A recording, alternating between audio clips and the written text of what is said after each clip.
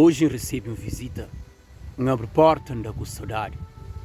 Elaboração forte, sem falar nada, ele entra e fecha a porta.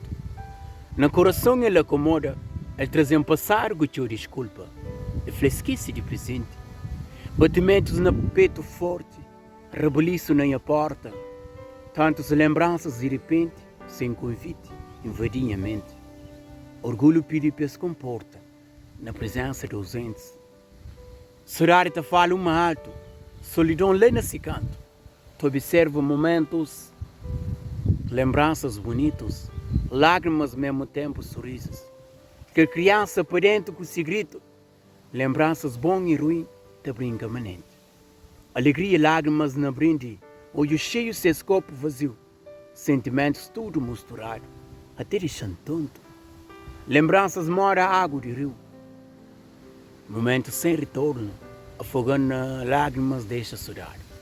Hoje recebo uma visita, me abre porta da saudade. Um barulho de fora, pensamentos, histórias e poesia. Partilha a vírgula no estudo, não sei muito em saudade de alguém.